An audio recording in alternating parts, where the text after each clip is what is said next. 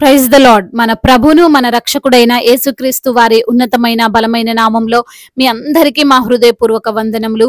ఈ యొక్క ఆదరణ వాక్యము మీకు దీవెనకరంగా ఉందని నమ్ముతున్నాము. కనీసము ఈ వాక్యమును ఒక 10 మందికైనా షేర్ చేయగలరని దేవుని పేరట మనవి చేసుకుంటున్నాము. ఈ రోజు దేవుని వాక్యము నిశ్చయముగా ముందు గతి రానే వచ్చును, నీ ఆశ భంగము కానేరదు. సామెతల గ్రంథము 23వ అధ్యాయము 18వ వచనము. There is surely a future hope for you and your hope will not be cut off. Proverbs chapter 23 verse 18. ఈ రోజుకు గాను దేవాతి దేవుడు మనకు అనుగ్రహించిన వాక్య భాగమును బట్టి ధ్యానించుకుందాము. ప్రియమైన సహోదరి సహోదరులారా, దేవుడు ఈ వాక్యం ద్వారా సుస్పష్టంగా సెలవిస్తున్నాడు. నీవు అనుకున్న కార్యము, నీవు ఆలోచిస్తున్న పని తప్పక నెరవేరుతుంది. దానిని నెరవేర్చగల సమర్థుడైన దేవుడను నేనే. నీ ఆశ భంగము కాదు, కానీ దాని నిమిత్తము నీవు నిరీక్షణ గల వ్యక్తివిగా యథార్థ ప్రవర్తనతో ఇప్పుడు ఉన్న నిష్కల్మషమైనటువంటి పవిత్రమైన మనస్సుతో నన్ను సేవించాలి అని ఆయన సెలవిస్తున్నాడు. పరిశుద్ధ లేఖనములు సెలవిస్తున్నాయి. దరిద్రులు నిత్యము మరవబడుదురు, బాధపరచబడు వారి నిరీక్షణాస్పదము ఎన్నటికీ నశించదు. అవును, మన యొక్క నిరీక్షణ ఎన్నటికి నశించిపోయేది కాదు. అది అహరోను కర్ర వలె చిగురిస్తుందే తప్ప ఎన్నటికి మోడు బారిపోదు.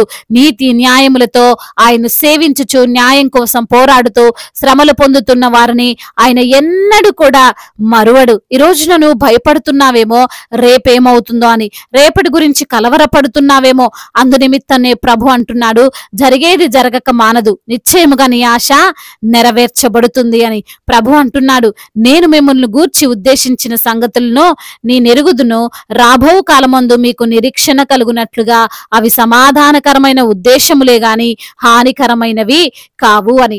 అవును ప్రియమైన సహోదరి సహోదరుడా, మన దేవుడు సర్వమును ఎరిగినవాడు. మన యందు ఆయనకు ఒక ప్రణాళిక ఉంది. ఇప్పుడైతే నీకు శ్రమలుండొచ్చు, నీవు కష్టాల గుండా ప్రయాణిస్తుండొచ్చు ఏమో గాని చివరకు నీవు కోరుకున్నదే ఆయన చిత్తానుసారంగా నెరవేరుస్తాడు. ఈ క్షణంలో నీకు జరుగుతున్న వాటిని గూర్చి ఆలోచింపక దేవుడు భవిష్యత్తులో చేయబో అద్భుత కార్యములను గూర్చి వేచి చూడు. ఎందుకంటే మన దేవుడు తన బిడ్డలమైన మన ఎడల ప్రేమ లేనివాడు కాడు, స్వార్థముతో ప్రవర్తించేవాడు కాడు. ఆయన మనల్ని నిజంగా ప్రేమిస్తూ అడిగిన వాటికంటే ఎక్కువగా ఇచ్చే దేవుడు. కాబట్టి ఆయన తప్పకుండా మనము కోరుకున్న విధంగానే మనకిస్తాడు. రేపటి గురించి భయపడకు, రేపేం జరుగుతుందో ఏమవుతుందో అని దిగులు పడకు. తన ప్రియులు నిద్రించుచుండగా ఆయన ఇచ్చే దేవుడు అని వాగ్దానము చేసినటువంటి దేవుణ్ణి మనం ఆరాధిస్తుంది. ఇజ్రాయేలీల యొక్క ఆశ ఏమిటంటే వారు తిరిగి యెరూషలేముకు వెళ్లి సంతోషంగా జీవించాలని. కానీ వారేమో బబులోనులో బందీలుగా ఉన్నారు. సంవత్సరాలు గడుస్తున్నాయి, వారు శ్రమలు అనుభవిస్తూనే ఉన్నారు. కానీ వారికి అందరు వ్యతిరేకంగానే ఉన్నట్లుగా ఉన్నారు.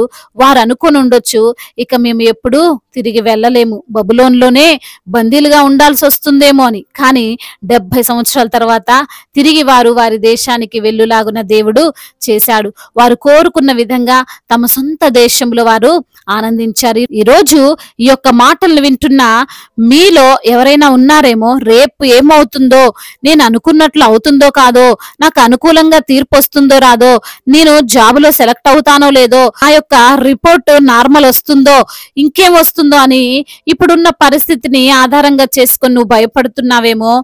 ఈ రోజైతే అందరూ నీకు వ్యతిరేకంగా ఉండొచ్చు. ఈ రోజు నీకు అనుకూలమైన వాతావరణం కనబడకపోవచ్చు. నీకు విరోధమైన ఆలోచనలు నీ శత్రువులు నీ పట్ల చేస్తుండొచ్చు. నీకు ఇంకా ఉద్యోగం రాదని అనేటువంటి ధోరణుల్లోనే నీవు ఉండి ఉండొచ్చు. కానీ రేపేం జరుగుతుందో ఏ మనుష్యుడికి కూడా తెలియదు కదా, ఏ నరమాత్రుడు కూడా ఊహించలేడు కదా. కానీ మనము సేవిస్తున్న దేవుడు భవిష్యత్తును ఎరిగినవాడు, జరగబోయే వాటిని మార్చగలిగిన వాడు. ఆయనకంతా తెలుసు గనుక ఆయనే నీకు ప్రతికూలంగా ఉన్న వాటిని అనుకూలంగా మారుస్తాడు. నీకు విరోధంగా రేపబడిన వారిని నీకు స్నేహితులుగా చేస్తాడు. నీకు రాదు అది అసాధ్యం అనుకున్న వేటినైనా నీకు ఆయన అనుగ్రహించి తీరగలడు. కాబట్టి ప్రియమైన సహోదరి సహోదరుడా, ఇప్పుడున్న పరిస్థితులను ఆధారం చేసుకొని మోసపోకండి, భయపడకండి. ఎలాగైనా సాధించాలన్న ఆలోచనలో మీ యొక్క యథార్థతను కోల్పోకండి.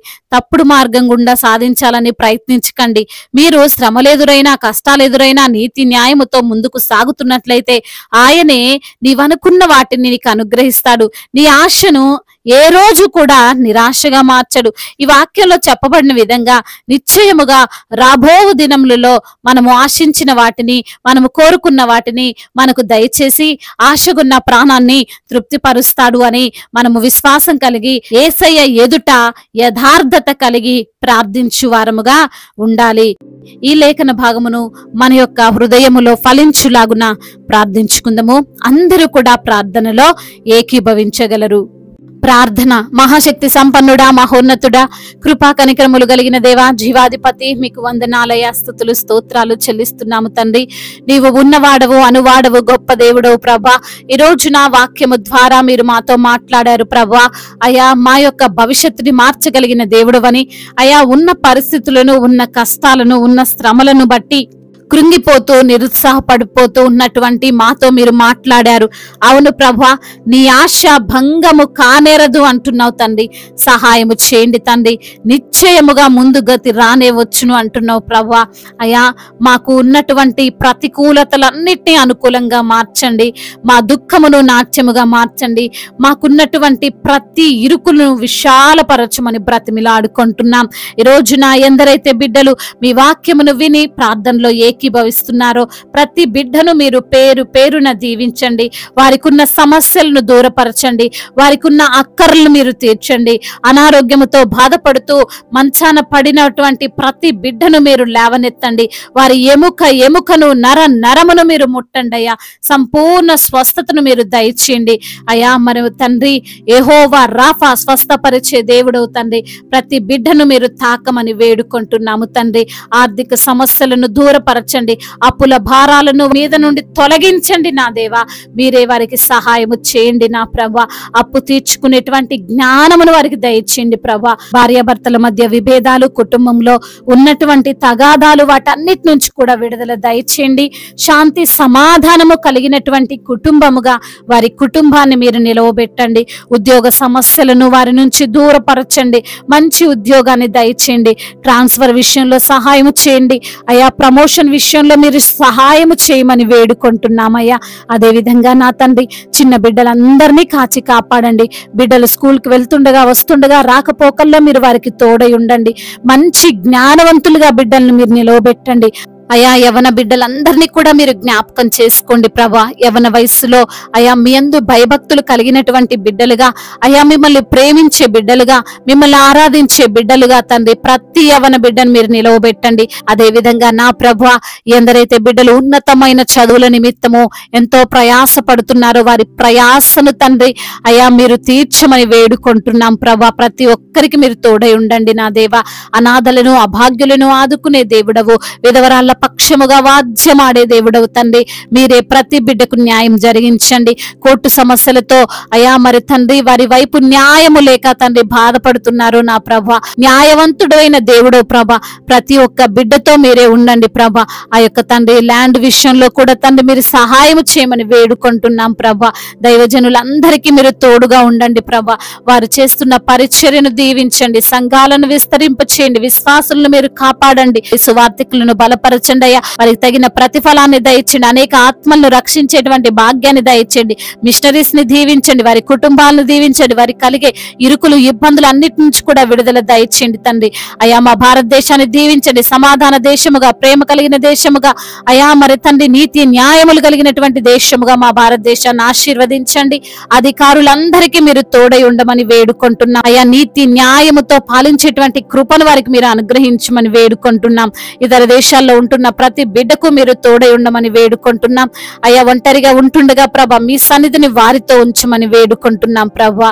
అదే విధంగా నా ప్రభా అయ్యా తండ్రి సంతానము లేక బాధపడుతున్నారు, వారికి సంతానాన్ని దయచేయండి. అదే విధంగా గర్భిణీ స్త్రీలను మీరు జ్ఞాపకం చేసుకోండి ప్రభా. తల్లి బిడ్డలకు క్షేమాన్ని దయచేయండి అయ్యా. ఇప్పుడే పుట్టిన చంటి బిడ్డలను కూడా జ్ఞాపకం చేసుకోండి, మంచి ఆరోగ్యవంతులుగా వారు ఉండడానికి సహాయం చేయండి. అదే విధంగా నా ప్రభా మరి గృహము లేని బిడ్డలకు సొంత గృహాన్ని దయచేయమని వేడుకుంటున్నాం. వివాహాల్లో మీ చిత్తమునకు లోబడే మనస్సును వారికి దయచేయమని బ్రతిమిలాడుకుంటున్నాం తండ్రి. ఇంకా తండ్రి చెప్పుకోలేనటువంటి బాధతో విరిగి నలిగిన హృదయముతో తండ్రి అయా గుండె చెదిరినటువంటి అయా ప్రతి బిడ్డను తండ్రి మీరు ఆదరించి బలపరచమని మీ సన్నిధిని వారితో ఉంచి నిత్యము వారికి క్షేమాన్ని అనుగ్రహించమని బ్రతిమిలాడుకుంటూ నానాదుడు సర్వశక్తిమంతుడు సజీవుడు బలవంతుడైన యేసుక్రీస్తు వారి శక్తి కలిగిన నామంలో ఈ ప్రార్థనను అడిగి వేడుకొని పొందుకొని ఉన్నాము మా ప్రియ పరలోకపు తండ్రి. ఆమేన్. పెళ్లి రోజు మరియు పుట్టినరోజు జరుపుకున్న వారందరినీ దేవుడు దీవించి సకల మేలులతో సకల ఆశీర్వాదములతో కృపాక్షేమములతో శాంతి సమాధానముతో దేవుడు మిమ్మల్ని నింపునుగాక. మీ యొక్క ప్రార్థన అవసరతలను మాకు తెలియజేయగలరు. మీ కొరకు మేము తప్పక ప్రార్థిస్తాము. మొదటిసారిగా మన యొక్క ఆదరణ వాక్యం చూస్తున్నట్లయితే తప్పకుండా సబ్స్క్రైబ్ చేసుకోగలరు. ఈ వాక్యం మీకు ఆశీర్వాదకరంగా ఉండినట్లయితే అనేకులకు కూడా ఈ వాక్యాన్ని పంపి మీరు కూడా దేవుని యొక్క రాజ్య సువార్తలో పాలిభాగస్తులు కావాలని దేవుని పేరిట మనవి చేసుకుంటున్నాను. May God bless you all. దేవుడు మిమ్మల్ని దీవించి బలపరిచి స్థిరపరచునుగాక.